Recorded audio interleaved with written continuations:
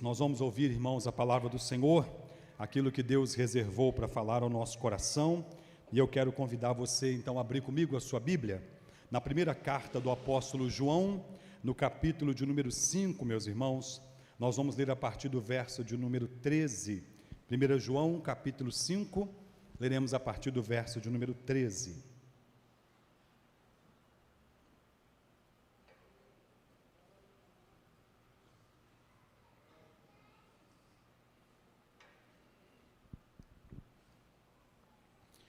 Como é bom nós podemos louvar o nosso Deus, na comunhão dos irmãos, orarmos ao Senhor, e agora também temos a oportunidade tão preciosa para ouvirmos a palavra, aquilo que Deus reservou para falar ao nosso coração. Por isso eu convido a sua máxima atenção, para que você possa absorver tudo que o Senhor reservou e sair daqui fortalecido, para nós possamos viver uma semana abençoada e abençoadora. Nós estamos chegando hoje, meus irmãos, ao final aqui da exposição desta carta, ou dessa primeira carta do apóstolo João.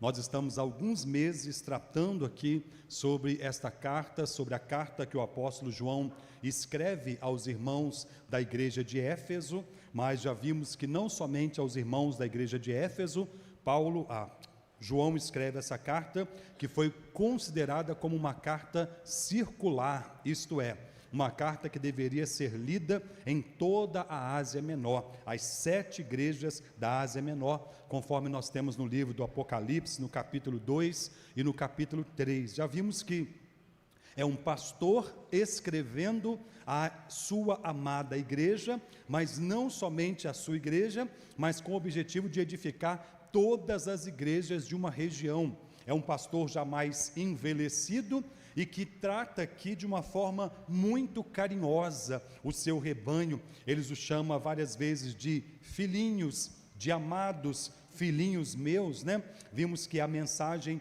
que o apóstolo João trabalha aqui é principalmente com o objetivo de fortalecer a fé dos irmãos. Muitas coisas que são tratadas aqui nesta primeira carta, vimos também que são tratativas semelhantes feitas lá no Evangelho de João. O mesmo autor também que escreve o Evangelho é o autor que escreve essa carta e que escreve também o livro do Apocalipse, quando está ali quando foi colocado naquela ilha chamada de Patmos para morrer agonizante. Lá o Senhor dá para ele uma grande revelação. O apóstolo João escreve essa carta mais ou menos aí por volta do ano 95 depois de Cristo e tem por objetivo encorajar os irmãos. Passamos por toda esta carta, meus irmãos, e vimos aqui tratativas que são feitas sob 3 bases principais. Nós vimos aqui que o objetivo dessa carta é identificar os verdadeiros cristãos, num contexto em que eles estavam enfrentando aqueles falsos mestres que penetraram entre a igreja e estavam trazendo ensinamento fora daquilo que era a doutrina ensinada pelos apóstolos, recebida do Senhor Jesus Cristo. Então essa carta tem o objetivo também de fazer como que uma peneira entre os falsos e os verdadeiros cristãos. E sobre 3 afirmações aqui, ele faz a tratativa da carta. 3 provas nós vimos ao longo dessa exposição aqui. A prova doutrinária, como aquele que reconhece que Jesus Cristo é o Filho de Deus e veio em carne. A prova social, como aquele que vive em amor uns com os outros. Ele vai trabalhando então aqui essas 3 questões de maneira muito direcionada, e em toda a carta a prova moral, e nós vemos aqui muito claramente sendo tratado sobre como eu poderia dizer, o contrário, entre a santidade e o pecado, entre a verdade e a mentira. Então essa base aqui é a tratativa do apóstolo. A gente trabalhou muita coisa aqui ao longo dessa nossa caminhada, e hoje nós vamos chegar aqui a este último capítulo, as últimas palavras do apóstolo. Veremos então aqui a certeza do crente, e ao ver a certeza do crente, nós vamos perceber que o apóstolo vai voltar em alguns assuntos que ele já abordou ao longo de toda a sua exposição, e nós faremos o mesmo com o objetivo de fortalecer o entendimento para nós nessa noite. Então, a leitura da palavra do Senhor, primeira carta do apóstolo João, capítulo 5, a partir do verso de número 13, meus irmãos, diz-nos assim a palavra do Senhor: estas coisas vos escrevi, a fim de saberdes que tendes a vida eterna, a vós outros que credes em o nome do Filho de Deus. E esta é a confiança que temos para com Ele, que se pedirmos alguma coisa segundo a sua vontade, Ele nos ouve. E sabemos que Ele nos ouve quando lhe pedimos, e estamos certos de que obtemos os pedidos que lhe temos feito. Se alguém vir o seu irmão cometer pecado não para a morte, pedirá e Deus lhe dará vida. Ao que não pecar para a morte, há pecado para a morte, e por estes não digo que rogue. Toda injustiça é pecado, e há pecado não para a morte. Sabemos que todo aquele que é nascido de Deus não vive em pecado. Antes, aquele que nasceu de Deus o guarda, e o maligno não lhe toca. Sabemos que somos de Deus e que o mundo inteiro jaz no maligno. Também sabemos que o Filho de Deus é vindo e nos tem dado entendimento para reconhecermos o verdadeiro, e estamos no verdadeiro, em seu Filho Jesus Cristo. Este é o verdadeiro Deus e a vida eterna. Filhinhos, guardai-vos dos ídolos. Senhor, a tua palavra foi lida e nós, o teu povo, estamos aqui prontos para te ouvir. Por isso pedimos, fale ao nosso coração, edifica-nos através da tua palavra, fortaleça a nossa fé, a nossa caminhada, e ajuda-nos, ó Deus, a caminhar cada vez mais firme, olhando para Cristo Jesus, o autor e consumador da nossa fé. Usa esse teu servo para o louvor da tua glória, e em nome de Jesus. Amém. Vamos então, meus irmãos, olhar para esse texto e meditar sobre esta temática aí, a certeza do crente, a convicção que nós podemos ter. O apóstolo João finaliza, como disse, esta carta, fazendo como se fosse uma revisão daquilo que ele vem falando até aqui. Quando vai tratar sobre essas questões aqui da certeza do crente, e a certeza que esses irmãos tinham em relação a esses assuntos que ele vai abordar aqui, ele faz como que uma revisão, ou um voltar, um resumo de tudo aquilo que vem sendo tratado até aqui, e trata isso em cima de afirmações como sabemos. Nós vamos ver essa expressão sabemos aparecendo aqui em todas as partes quando ele quer afirmar algumas dessas certezas. E estas certezas que ele usa como a expressão do sabemos tem a ver com tudo que vem sendo tratado na carta até aqui. É como alguém que chega ao final de um livro e tem então um resumo do livro todo, como alguém que chega ao final de um estudo e então você tem o final ali, o resumo, né? Nós estamos na nossa classe Nova Vida, preparando os novos membros que serão recebidos à comunhão de nossa igreja, e os nossos estudos também, a cada estudo nós temos 10 perguntas, que são 10 perguntas revisoras, que tem por objetivo fazer um olhar, uma revisão, um resumo de tudo aquilo que foi tratado nessa lição. Então, didaticamente, João utiliza aqui essa mesma estratégia, com o objetivo de fortalecer o entendimento e o aprendizado no coração dos irmãos. E é isso que nós vamos olhar nessa noite, meus irmãos, como sobre esse tema, a certeza do crente. E a primeira certeza que ele vai tratar aqui é a certeza da vida eterna. A convicção que cada cristão naqueles dias, no primeiro século, e que hoje também, 20 séculos depois, 21 séculos, estamos no século 21, temos ainda esta mesma certeza, e ele trabalha essa certeza aqui, baseada na crença. Então ele diz no verso de número 13, estas coisas vos escrevi, a fim de saberdes que tendes a vida eterna, a vós outros que credes em o nome do Filho de Deus. Nós falamos que esse é talvez um dos principais propósitos que levou o evangelista João, aqui o apóstolo João, a escrever essa carta, para dar aos irmãos a certeza e a segurança da vida eterna. Num contexto que nós já vimos que eles estavam enfrentando aqui com os falsos mestres que estavam penetrando no meio da igreja e alguns que eram entre o próprio povo, ele vai dizer aqui, eles saíram do nosso meio, mas não eram dos nossos, porque se fossem dos nossos, teriam permanecido. De dentro da própria igreja surgiram as heresias, os ensinos que estavam deturpando a verdade do evangelho e talvez podemos imaginar com isso causando dúvidas nos irmãos. Será que de fato nós temos a vida eterna? Será que de fato nós estamos indo para o céu mesmo? Será que quando Jesus vier eu vou realmente ser salvo? Quem é que nunca se fez essa pergunta, meus irmãos? Quem é que em algum momento da sua vida nunca teve essa dúvida? Será que eu estou no caminho certo? Será que eu estou fazendo a coisa certa? Porque às vezes se manifestam diante de nós cartilhas prontas para dizer você tem que fazer isso, tem que fazer aquilo outro, você tem que seguir essa direção, tem que seguir aquela, mas menos a simplicidade e a originalidade do Evangelho que está baseada sobre uma única certeza: cremos em Jesus Cristo, e isto é suficiente.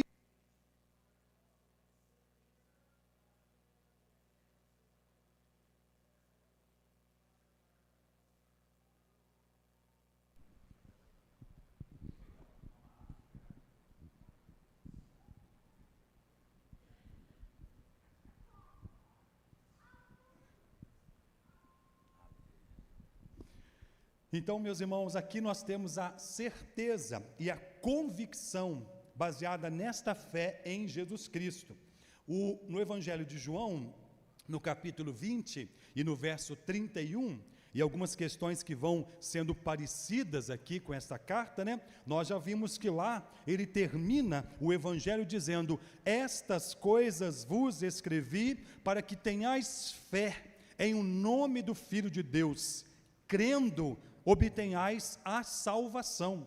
E aqui ele está escrevendo para estes que creram, para estes que manifestaram a sua fé, mas a fé dos irmãos estava de certa forma sendo abalada pelo ensino daqueles dias, um tipo aí que estava surgindo um tipo de gnosticismo, que no final do primeiro século, depois no segundo século, vai ganhar força, que começa a ensinar aos irmãos: vocês precisam praticar alguns sacrifícios, vocês precisam desenvolver algumas ciências, para que vocês então obtenham a salvação. Então o que ele vai dizer aqui, meus irmãos, o mérito é única e exclusivamente de Cristo Jesus. E ao falar sobre esta certeza da salvação, ela está baseada naquilo que foi ensinado. Por isso então, ele volta lá no capítulo 1, meus irmãos, e eu quero convidar você para folhear a sua Bíblia e voltar comigo, no capítulo 1, do versículo 1 ao versículo 4, a fim de fortalecer a segurança,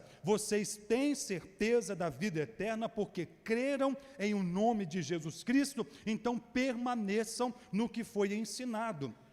Ele diz então aqui no capítulo 1, ora, o que desde o princípio temos ouvido e que temos visto com os nossos próprios olhos e contemplamos, e as nossas mãos apalparam com respeito ao verbo da vida, e a vida se manifestou, e nós a temos visto, e dela damos testemunho, e vô-la anunciamos, a vida eterna, a qual estava com o Pai, e nos foi manifestada, e o que temos visto e ouvido, anunciamos a vós outros, para que vós igualmente mantenhais comunhão conosco. Ora, a nossa comunhão é com Deus Pai e com o seu Filho Jesus Cristo. Estas coisas, pois, vos escrevi para que a vossa alegria seja completa.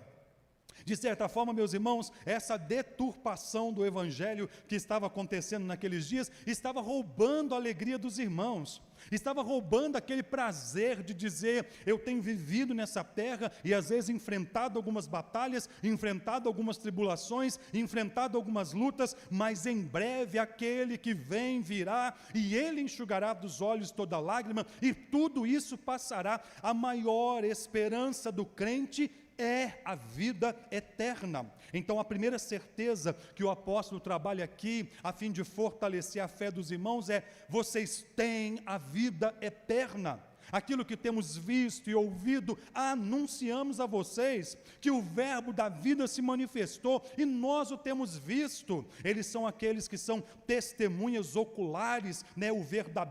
A verdadeira credencial apostólica, né? Nós falamos sobre isso, que aqui é uma das questões que chama atenção para a credencial apostólica. Às vezes surgem muitos apóstolos por aí, mas uma das credenciais apostólicas era ter sido comissionado, chamado diretamente por Cristo, ter visto a ressurreição de Cristo, ter participado desse momento. E aqui o apóstolo diz: nós vimos isso, meus irmãos. Não é história, não é mentira, não é ilusão. O evangelho é real e o evangelho se resume nisto: Deus amou o mundo de tal maneira que deu o seu Filho unigênito para que todo aquele que nele crê não pereça, mas tenha a vida eterna. O evangelho se resume nisto: Cristo morreu pelos nossos pecados segundo as Escrituras e ressuscitou para a nossa justiça segundo as Escrituras. Então creiam, vocês têm a vida eterna. E aí,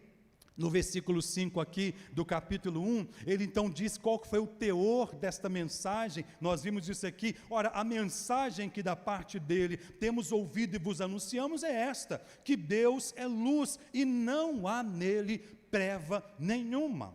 Quando o apóstolo está finalizando esta carta, ele faz questão de relembrar os irmãos: nós testemunhamos o verbo, nós testemunhamos o Cristo, nós vimos a glória dele, nós ensinamos isso para vocês, e a mensagem que nós ensinamos para vocês é esta: Deus é luz e não há nele treva nenhuma. A primeira certeza, meus irmãos, que o apóstolo chama os irmãos aqui a olharem é exatamente isso: vocês têm a vida eterna porque creram em Jesus. No capítulo 5 mesmo aqui, no versículo 1, ele diz assim: todo aquele que crê que Jesus Cristo é nascido de Deus, e todo aquele que ama o que o gerou, também ama o que dele é nascido.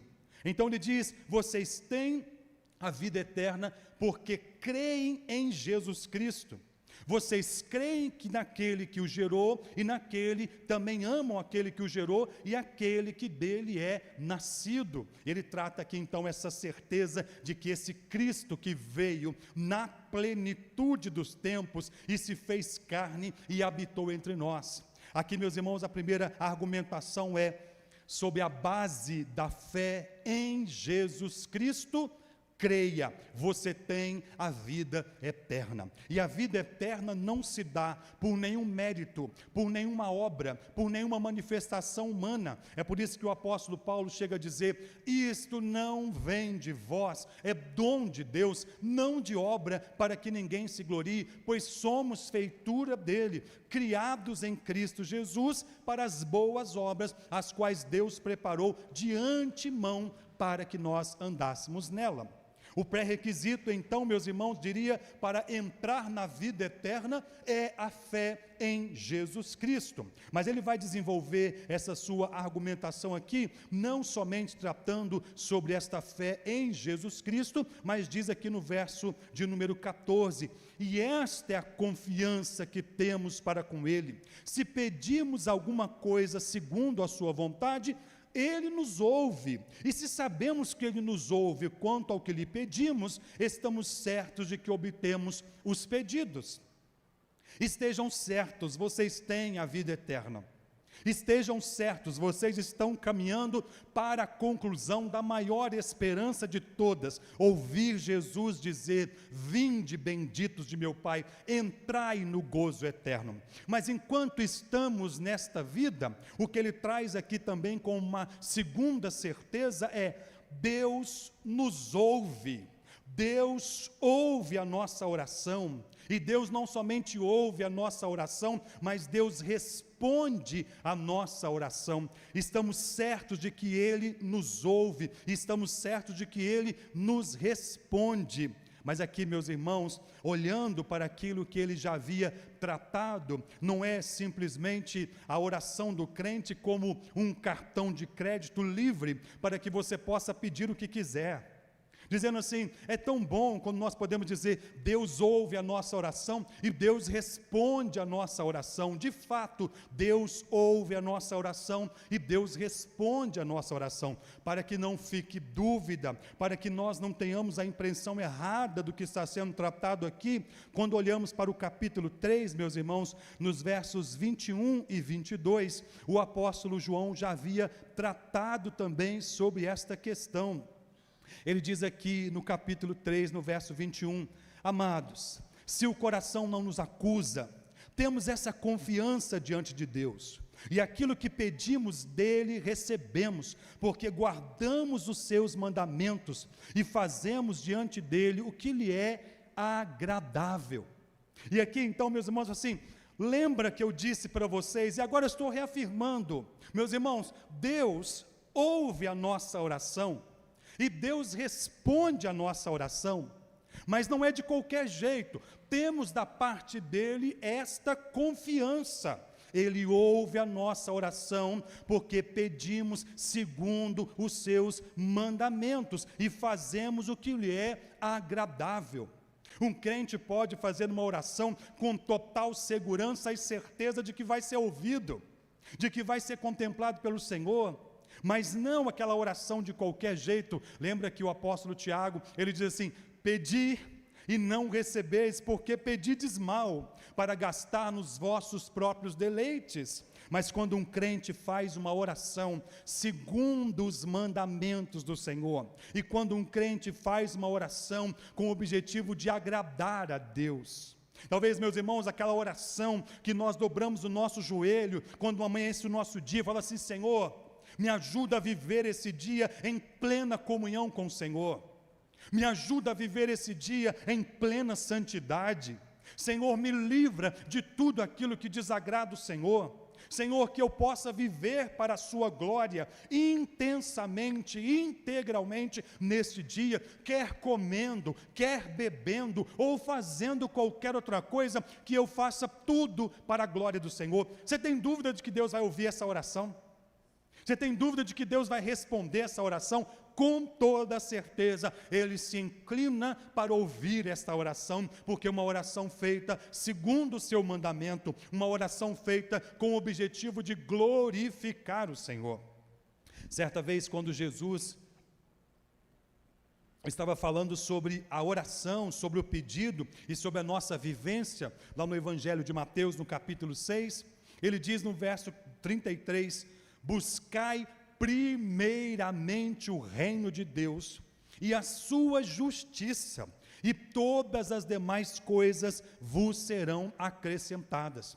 Temos da parte dele esta segurança, que ele nos ouve, porque é segundo a sua vontade que nós pedimos. E também no capítulo 4, meus irmãos, o apóstolo João já havia tratado sobre isso, e no seu resumo, sua conclusão do livro, ele volta também a essa ideia do capítulo 4, verso 21. Ora, temos da parte dele este mandamento, que aquele que ame a Deus, ame também o seu irmão.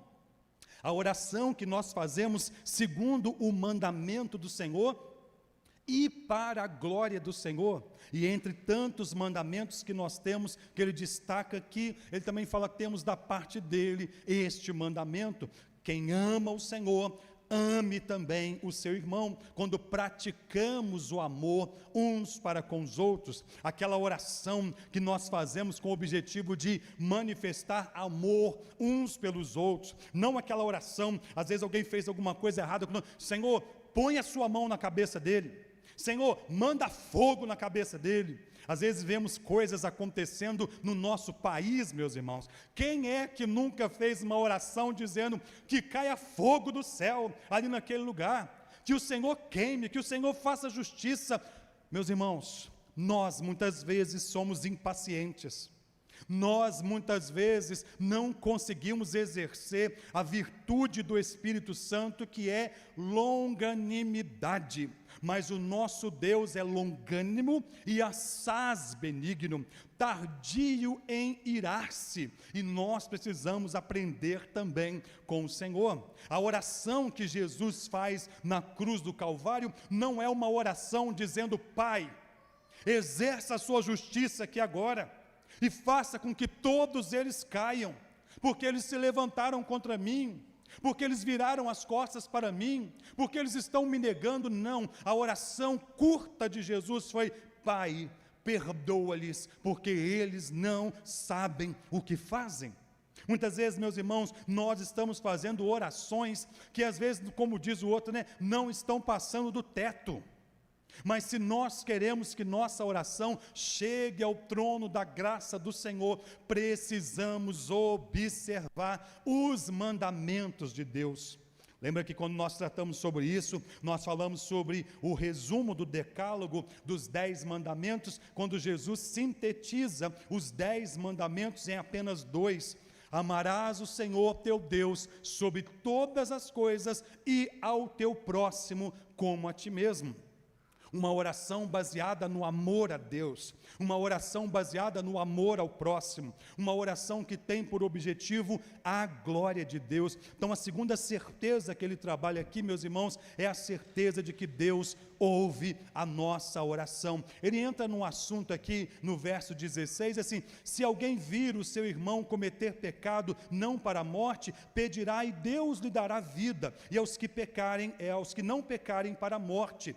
Há pecado para a morte, por esses não digo que rogue. Aqui nós temos um assunto um tanto quanto delicado, como aquele pecado imperdoável. Que pecado é esse que está sendo tratado aqui? Via de regra, os comentaristas entendem que este é aquele pecado, a blasfêmia contra o Espírito Santo, atribuir a demônio a obra realizada por Jesus Cristo. Quando então os fariseus estavam lá, eles dizem assim: é pelo maioral dos demônios que ele realiza esta obra. Então este é o pecado imperdoável aqui. Ele diz: há pecado não para a morte, e por estes, eu digo que rogue. O pecado para a morte não rogue. E no verso 17, então ele diz assim: toda injustiça é pecado, e há pecado não para a morte.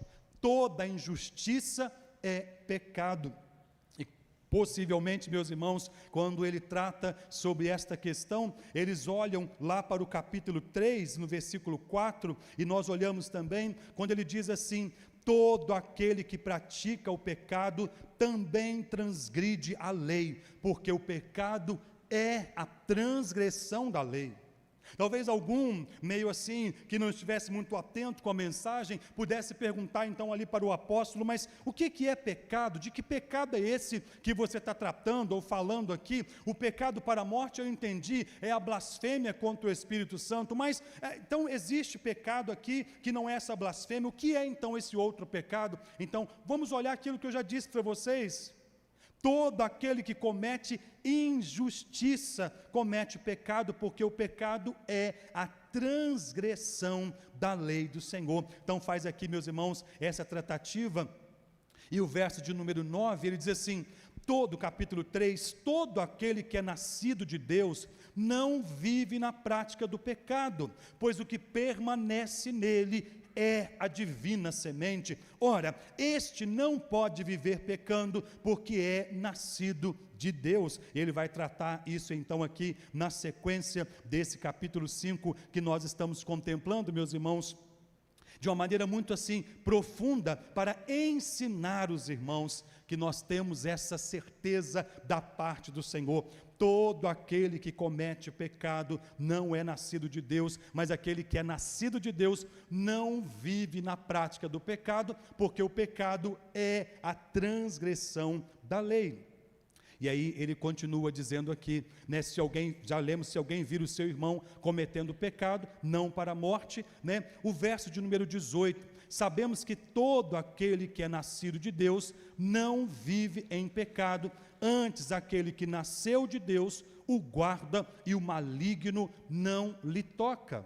Então, todo aquele que é nascido de Deus e aquele que nasceu de Deus, ele faz aqui uma troca de palavras, meus irmãos, para apontar para aquele que é capaz de guardar-nos, para que nós não vivamos na prática do pecado. Se você prestar atenção na expressão aqui do verso 18, sabemos que todo aquele que é nascido de Deus, e a expressão nascido de Deus aqui faz referência com esta nova vida que recebemos, com a regeneração. Nós tratamos sobre isso aqui na exposição, mas ele continua dizendo: aquele que é nascido de Deus não vive em pecado, antes aquele que nasceu de Deus o guarda e o maligno não lhe toca. Então diz assim, aquele que nasceu de Deus, falando da essência do próprio Cristo.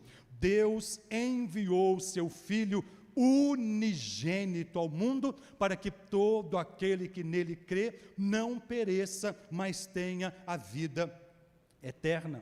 Então, entre as certezas que ele está tratando aqui, meus irmãos, é a certeza de que é possível viver em santidade. Dentro da premissa que ele adota aqui como marca do verdadeiro cristão, e uma das marcas do verdadeiro cristianismo tem a ver com essa questão moral, com a vida de santidade, dizendo assim, meus irmãos, tenham certeza, vocês podem viver em santidade. Por quê? Porque são nascidos de Deus, e aquele Deus, aquele que nasceu de Deus, o guarda. Jesus Cristo é aquele, meus irmãos, que nos livra e nos guarda. Sem Jesus é impossível que eu e você vivamos em santidade, mas com Jesus é impossível que eu e você vivamos na prática deliberada do pecado, porque aquele que nasceu de Deus não vive na prática do pecado. Aqui é uma segurança e é uma certeza para aquele verdadeiro cristão que anda em santidade, não numa perfeição, meus irmãos, vaidosa, que chama atenção para si, mas como resultado de um novo nascimento, de uma nova vida com o Senhor. É como se o apóstolo, então, ao chegar ao final dessa sua carta, ele convida os irmãos, dizendo, meus irmãos, ao concluir essa mensagem que eu deixo para vocês, tenham certeza, vocês podem e devem viver em santidade, porque são nascidos de Deus. E aí no verso 19, sabemos que somos de Deus e que o mundo inteiro jaz no maligno. E ele faz aqui uma nova diferenciação entre aqueles que são nascidos de Deus e aqueles que não são. Sabemos que somos de Deus e o mundo inteiro jaz no maligno, apontando para esta certeza que o cristão pode e deve ter: nós pertencemos ao Senhor. Nós fomos comprados pelo alto preço do sangue de Cristo derramado na cruz do Calvário. Em Cristo nós nos tornamos novas criaturas e somos chamados nesta vida para vivermos para a glória de Deus. Então a certeza que aqui é trabalhada, essa certeza, pertencemos ao Senhor. E como filhos de Deus, precisamos viver para a glória do Senhor. Capítulo 4 aqui, o versículo 6, ele aponta para esta realidade que vai ser finalizada lá, e diz assim: nós somos de Deus, e aquele que conhece a Deus nos ouve, e aquele que não é da parte de Deus não nos ouve. Nisto reconhecemos o espírito da verdade e o espírito do erro. É como se aqui dissesse, então, como que nós podemos fazer um teste, uma peneira, uma observação entre aqueles que são filhos de Deus e aqueles que não são? Os filhos de Deus têm prazer em ouvir a palavra de Deus. E aqui a ideia de ouvir, meus irmãos, não é só simplesmente sentar aqui e ouvir e sair daqui vivendo a sua vida lá de qualquer jeito, mas como alguém que ouve e se dispõe a colocar em prática. Assim como Jesus Cristo disse: todo aquele que ouve e pratica as minhas palavras é semelhante ao homem que edificou a sua casa sobre a rocha. Veio a chuva, veio a tempestade, deu com ímpeto contra aquela casa e nada aconteceu, porque estava alicerçado, fundamentado na verdade da palavra do Senhor. Meus irmãos, é simples, não precisamos inventar a roda. Por isso é que ele começa dizendo aqui: estas coisas vos escrevo para que vocês saibam que vocês têm a vida eterna. Jesus já garantiu essa vida eterna para nós, porque o único sacrifício aceitável foi feito uma única vez por Jesus Cristo, o único que pôde rasgar o véu do templo de alto a baixo e conquistar para nós o acesso à presença do Deus Todo-Poderoso. Não tem mais nada que nós possamos fazer, senão crermos em Jesus Cristo, o nosso Senhor. Orarmos ao nosso Deus na certeza de que Deus nos ouve e Deus responde a nossa oração, uma oração feita segundo os seus mandamentos e que tem como objetivo glorificar o Senhor. Temos a certeza, meus irmãos, de que podemos viver em santidade, porque aquele que é nascido de Deus não vive na prática do pecado.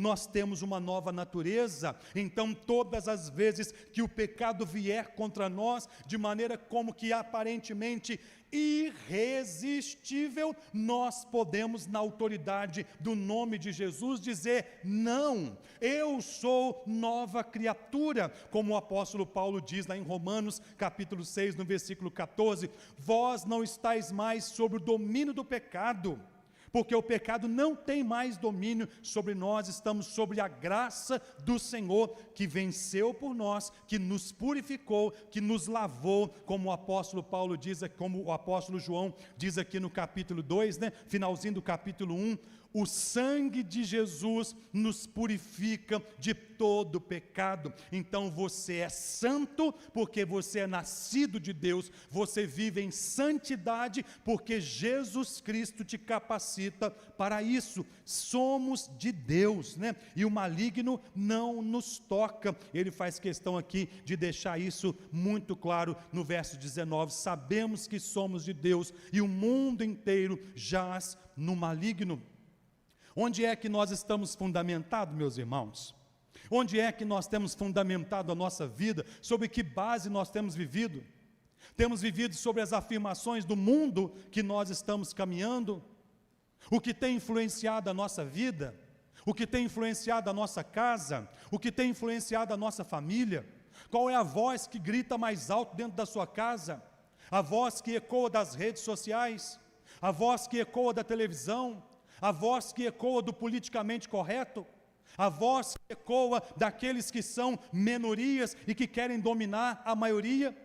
Qual é a voz que tem direcionado a sua casa, sua família e a sua vida? Nós somos de Deus e o mundo inteiro jaz no maligno, e este mundo precisa que nós, a igreja do Senhor, resplandeça como luz no meio das trevas, porque Jesus Cristo diz: nós somos sal da terra e luz do mundo, e o nosso sal precisa dar sabor nessa terra, a nossa luz precisa brilhar diante dos homens para que eles glorifiquem o nosso Pai. Então a certeza que você precisa ter, não tenha dúvida, você pertence a Deus e não ao maligno. Você é um homem, uma mulher, um jovem, um adolescente, uma criança, um idoso, uma pessoa que foi comprada pelo sangue precioso de Jesus Cristo. E ele vai então, meus irmãos, concluir aqui nos versos 20 e 21, então faz a última afirmação aqui com relação ao verdadeiro Deus e em quem nós estamos.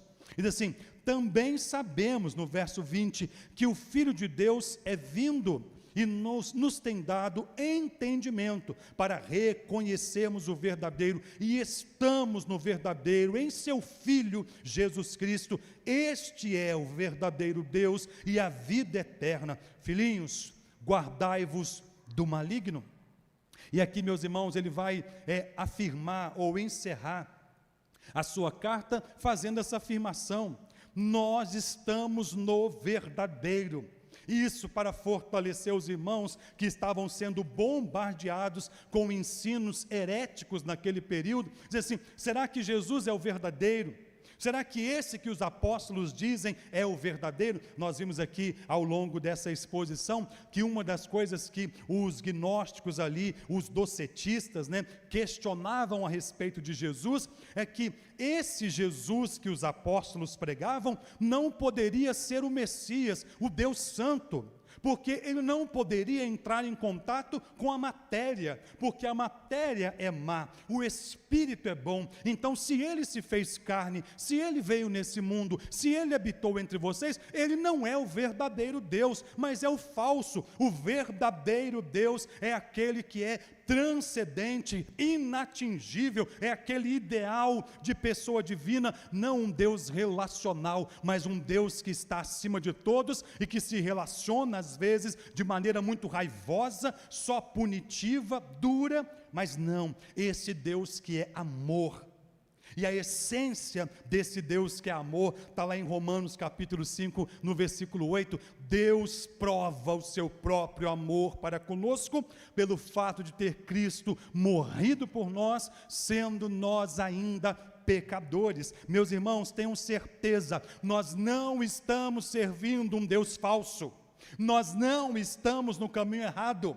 Nós não estamos no caminho do talvez, nós não estamos no caminho do será, nós estamos no caminho do alfa e do ômega, do princípio e do fim, daquele que era, que é e que há de vir, o verdadeiro Deus, que tudo que foi feito por intermédio dele. Sem ele, nada do que foi feito se fez, assim como o evangelista João diz lá no capítulo 1 também do seu evangelho. Então, fortalecendo aqui a segurança dos irmãos, meus irmãos, assim, é vindo, ele começa dizendo, o Filho de Deus é vindo. Olha aqui, rapidamente comigo, o capítulo 2, os versos 28 e 29, quando diz então sobre essa esperança da vinda de Cristo, é vindo o Filho do Homem, ele diz aqui então, o capítulo, o verso 28, filhinhos, permanecei nele, para que quando ele se manifestar, tenhamos confiança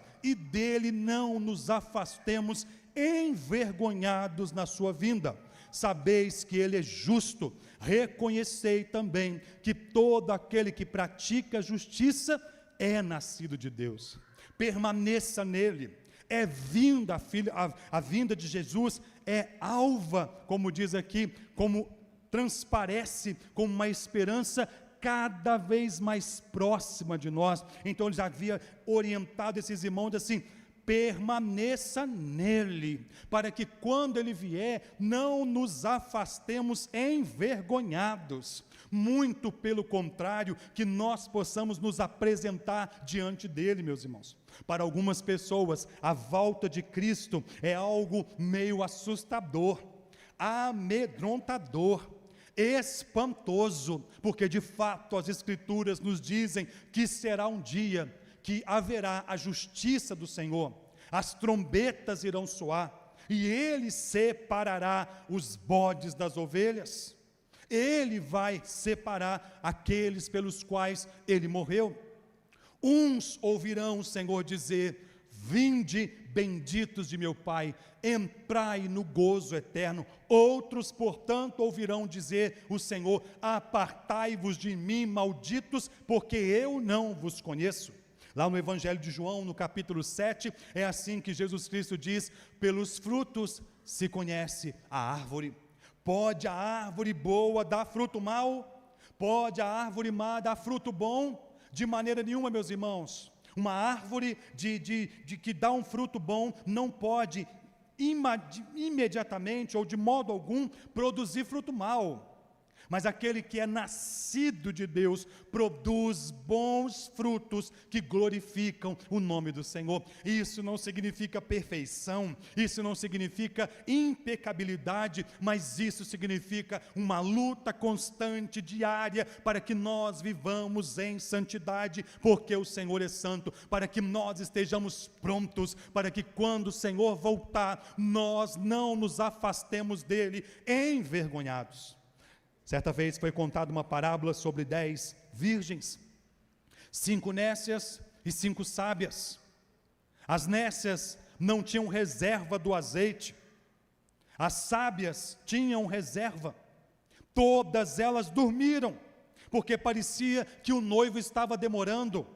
Mas quando menos se esperou, tocou o soar da trombeta, eis o noivo. E aquelas que estavam preparadas se colocaram na posição e foram até o noivo. E aquelas que estavam despreparadas, dá-nos do teu azeite para que nós possamos ir até ele. Vá e compre. Meu irmão, você tem que estar preparado.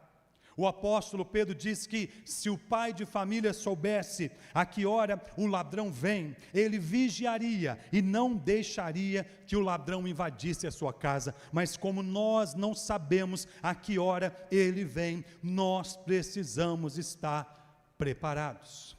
Por isso aqui ele termina dizendo: é vindo o Filho do Homem, e ele nos tem dado este entendimento, e o entendimento é esse: estamos no verdadeiro, ele é o verdadeiro Deus em seu Filho Jesus Cristo. E esse entendimento, meus irmãos, é para que nós possamos fortalecer a nossa fé a cada dia. Não estamos seguindo a um Deus qualquer, não estamos seguindo a um Deus do talvez. Talvez Deus não esteja atendendo todas as suas expectativas. Talvez Deus não esteja fazendo tudo o que você gostaria que Ele fizesse. Talvez Deus não esteja respondendo todas as suas orações. Mas independente de toda e qualquer situação, independente de toda e qualquer circunstância, nunca deixe de crer: estamos no verdadeiro Deus. Ele é o Senhor poderoso, Criador do céu e da terra. Ele é aquele que em breve virá para que nós estejamos com Ele por toda a eternidade, porque antes de subir aos céus, prometeu aos seus discípulos: não se turbe o vosso coração, crede em Deus, crede também em mim. Na casa de meu pai há muitas moradas, se assim não fora, eu vou-lhes teria dito, pois vou preparar-vos lugar, e voltarei para vos buscar, para que onde eu estou, estejais vós também. Não tem a menor possibilidade de você não ir para o céu, porque você não vai pelo seu mérito, mas você vai porque na cruz do Calvário, Jesus Cristo disse: está consumado. Então creia, você tem a vida eterna. Então creia, Deus ouve e responde a sua oração. Então creia, você é nascido de Deus e não vive na prática do pecado. Então creia, você pertence a Deus. O mundo jaz no maligno, mas nós estamos na paz do Senhor, aquela paz que o apóstolo Paulo diz: a paz que excede todo entendimento humano. Por isso aqui, meus irmãos, ele diz: nós estamos em Jesus Cristo. E as últimas palavras são então: este é o verdadeiro Deus e a vida eterna. Este é o verdadeiro, o único capaz de conduzir-nos à vida eterna. Porque o falso ensinamento daqueles dias estava ensinando uma forma de obtenção da vida eterna pela gnose, pelo conhecimento, pelas filosofias, pela ciência humana. Não tem nenhum homem, por mais capacitado, por mais habilitado, por mais que tenha boa intenção, que possa garantir a sua própria salvação. É justamente porque nos era impossível fazer isso que Jesus Cristo veio e pagou o preço pelos nossos pecados. Ele é o único capaz de salvar a mim e a você, e é nele que nós estamos. Mesmo que o mundo inteiro duvide, Mesmo que o mundo inteiro que jaz no maligno todos os dias se levante contra o Senhor, contra a sua igreja, contra a palavra de Deus, eu e você permaneçamos de pé, porque aquele que começou boa obra em nós é fiel para completá-la até o dia de Cristo Jesus. Não desista, em breve aquele que vem virá. E ele encerra, meus irmãos, com o último versículo aqui, talvez sobre um assunto que não havia muito tratado aqui nessa carta, mas fica subentendido nos mandamentos que ele já havia tratado aqui, e diz assim: filhinhos, guardai-vos dos ídolos, guardai-vos da idolatria, guardai-vos de amar qualquer outra coisa ou pessoa mais do que Deus. Há quem diga que crente não é idólatra, muitas vezes atribui-se idolatria aos pagãos, mas muitas vezes nós também estamos sujeitos a cometermos a idolatria, o pecado da idolatria. Tudo que se torna fonte de amor, maior do que o nosso amor por Deus, constitui-se em idolatria para nós. Se você ama a sua esposa mais do que Deus, você está idolatrando. Se você ama o seu marido mais do que Deus, você está idolatrando. Se você ama os seus filhos mais do que Deus, você está idolatrando. Se você ama o seu dinheiro mais do que Deus, você está idolatrando. Se você ama o seu trabalho mais do que Deus, você está idolatrando. Toda e qualquer coisa que se coloca como fonte última e primária do nosso amor, constitui-se em idolatria. Jesus Cristo diz que aquele que não deixar pai, mãe, irmão, irmã, por amor a mim, não é digno de mim. Esteja disposto a abrir mão de tudo e qualquer coisa por amor a Jesus. Não segure nada. Tudo que Deus tem mandado você tirar da sua vida, tire. Tudo que te atrapalha de caminhar com Deus, tire da sua vida. Guardai-vos da idolatria. A certeza do crente, meus irmãos, está fundamentada na segurança de que cremos em Jesus Cristo, o unigênito Filho de Deus, e portanto temos a vida eterna. Iremos para o céu, desfrutaremos dos planos e propósitos do Senhor. Ele enxugará dos olhos toda lágrima. Estou certo de que a nossa leve e momentânea tribulação produz para nós eterno peso de glória. Tire os olhos da terra e olhe para os céus. Estamos certos, meus irmãos, de que Deus ouve a nossa oração e nos responde. Não a oração vaidosa, não um cartão para pedirmos o que quisermos, mas Deus ouve a oração que fazemos segundo os seus mandamentos e para a sua glória. Faça orações com base nas sagradas Escrituras. Peça a Deus que a cada dia te faça curvar-se diante da sua vontade, que é boa, perfeita e agradável, mesmo que você não entenda. Jesus, me ajude a aceitar a vontade do Senhor, me ajude a me alegrar na vontade do Senhor, me ajude a descansar na vontade do Senhor, que não seja eu o centro, mas que seja o Senhor o centro da minha vida, e que eu viva única e exclusivamente para a glória do Senhor. Tenha certeza, meus irmãos, somos santos, porque o Senhor é santo, recebemos uma nova natureza, e somos chamados a viver em santidade, e não na prática do pecado. É possível viver uma vida de comunhão com o Senhor, todos os dias. Vigie, tome cuidado. Existem coisas que vão começando pequenininha, gradativamente, e quando vê já tomou você. Lembra da ilustração do sapo? O sapo, quando é colocado na água quente, ele pula rápido, porque ele leva um susto. Aquele não é um lugar confortável e eu tenho que sair daqui. Mas quando ele é colocado na água fria e o fogo é aceso debaixo dele, ele morre cozido, sem perceber, porque gradativamente aquilo foi envolvendo ele.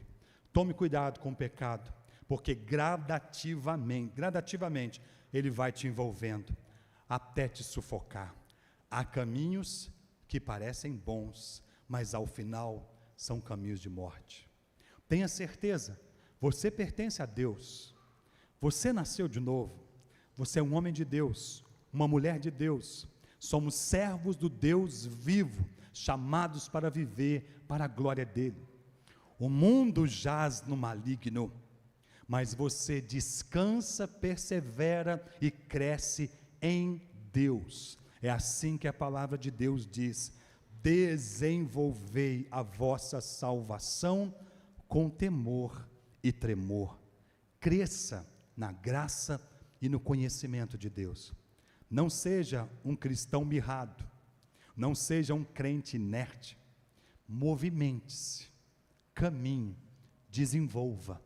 Nós somos de Deus. E tenha certeza, você não está servindo um Deus qualquer. Você não está servindo um Deus falso. Você não está servindo um Deus de talvez. Estamos na presença do verdadeiro Deus. Aquele que o poder da sua palavra, ele criou tudo que há no céu, na terra e embaixo da terra. Em breve ele virá.